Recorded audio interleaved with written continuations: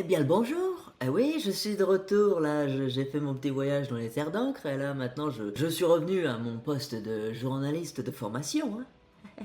Eh oui, sans moi vous êtes rien. Ah oui, vous n'avez pas les news sans moi. Ah oui, oui, oui, je le sais.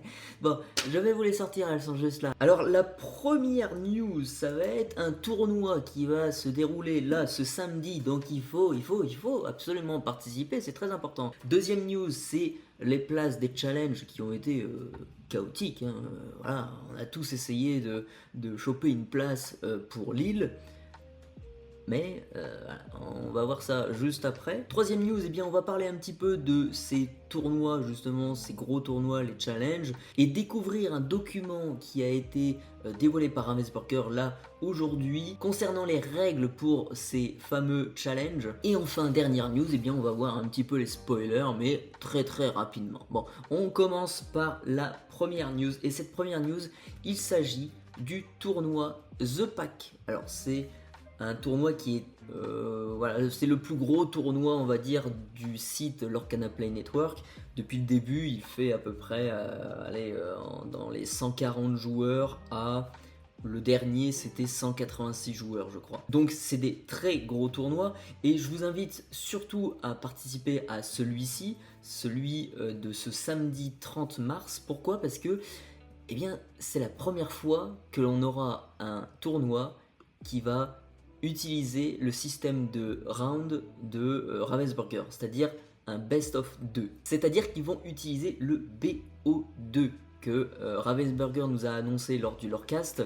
C'est tout simplement, voilà, je vous avais expliqué ça sur une autre vidéo, c'est tout simplement un round en 2 matchs où vous allez chacun commencer une partie. Donc si vous gagnez le toss, vous commencez en premier, voilà, et si vous perdez le toss, eh bien, vous allez commencer en deuxième partie et c'est tout. Vu qu'il n'y a pas de troisième partie, là il va y avoir un système de points avec voilà, soit vous faites 1-1 chacun du coup, soit vous faites 2-0 et ça peut vous apporter un point supplémentaire, donc 3 points au lieu d'avoir qu'un seul point si vous faites égalité, et c'est comme ça que vous serez départagé sur le classement. Ça se passe sur Pixelborn, donc c'est plutôt pas mal, et on va passer du coup à la deuxième news, et cette deuxième news, ça concerne justement le fameux challenge de Lille, hein, quand on a voulu réserver nos places. Bon ça a été assez galère, hein. Pour ces places, eh bien il y en avait 512 ou peut-être un petit peu plus, je sais plus. En tout cas c'est dans les 500 places qu'il y avait,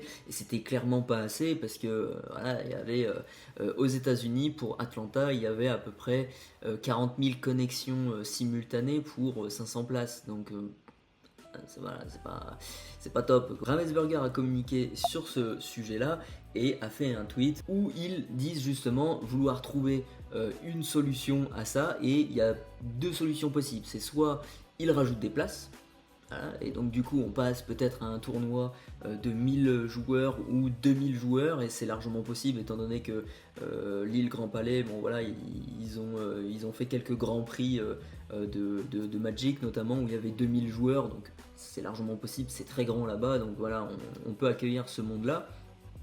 Et la deuxième solution, ça serait de créer d'autres événements. Donc on connaît 4 événements challenge en Europe, mais potentiellement, s'ils n'arrivent pas à augmenter le nombre de places pour Lille Grand Palais le 25 et 26 mai, potentiellement on pourrait avoir d'autres dates et surtout d'autres lieux pour ces challenges. Donc c'est une très très bonne chose. Ravensburger a été très très réactif sur le truc. Ils se sont fait lyncher sur Discord. On peut voir les Américains qui étaient très très très en colère au moment où ils pouvaient acheter leur place pour Atlanta. Et bon, voilà, ils ont quand même réussi à répondre aux gens et on va apporter une solution. Il faut retenir ce point-là et c'est très très bien, et on verra d'ailleurs dans quelques jours qu'est-ce que ça donnera, quelles solutions seront apportées, et je vous en ferai part sur cette chaîne YouTube et sur les réseaux sociaux. Donc n'hésitez pas à me suivre et à s'abonner. Il faut s'abonner, hein, d'accord? Il faut s'abonner, oui, c'est important. Et on passe maintenant à la quatrième news, et cette quatrième news concerne justement le 7-4 et les règles, en tout cas les comprehensive rules, que l'on va justement voir tout de suite. Alors On est sur le site de l'Orcana. Quand vous allez dans ressources, vous avez en anglais uniquement pour l'instant, en français ça n'a pas encore été traduit, mais on a ce nouveau document qui est arrivé aujourd'hui. Et quand on regarde qu'est-ce que c'est ce document, et bien c'est un gros pavé voilà, où il y a pas mal d'informations, mais je vais m'attarder avec vous sur certaines informations. Et cette première information assez importante, c'est celle-ci, celle qui est surlignée ici. Elle précise que lorsque l'on joue, la version officielle dont il faudra se référer, c'est la carte anglaise. C'est avec la carte anglaise que la règle ou la clarification de cette capacité, par exemple, sera faite. Peu importe si on a des cartes en français ou en allemand ou autre, le texte, la capacité de référence sera celle imprimée en anglais. Donc, détail très important parce que il y a quelques nuances dans certaines cartes, comme celle de Ursula, la petite qui coûte 2 en couleur émeraude. Celle-ci, le texte en français et en anglais est assez différent. Enfin, ça veut dire la même chose, mais c'est tourné d'une autre manière. Donc, je vous invite à aller voir la différence entre certaines cartes anglaises et françaises. Vous allez voir, vous allez remarquer forcément des manières de dire qui sont assez différentes par rapport aux deux langues. Donc, ça sera sur des cartes anglaises qu'il faudra se référer. Ensuite, deuxième information, on a cette fois-ci la présence du mot The Bag. Alors le The Bag, ça ressemble clairement à Magic. À Magic, on a la pile, ça s'appelle comme ça. La pile, c'est là où il y a les sorts, quand vous jouez une carte ou les capacités d'une carte. Là pour l'Orcana, il n'y a pas de sort. Donc vous jouez vos glimmers instant, vos glimmers de personnages, d'objets, etc. Ne vont pas dans le sac, j'ai envie de dire, ouais, dans The Bag. On aura la traduction très bientôt.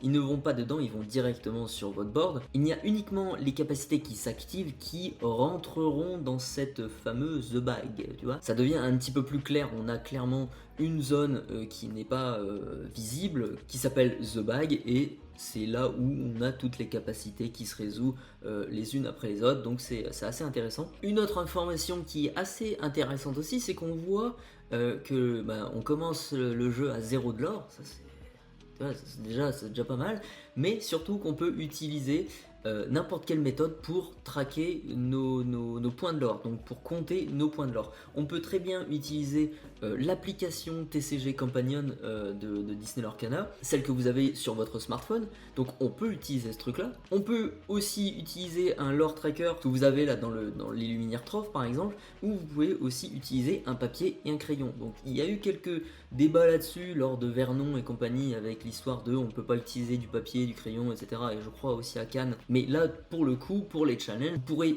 utiliser toutes sortes de méthodes. Après, voilà, il va falloir faire très attention. Il faudra être assez vigilant avec votre adversaire.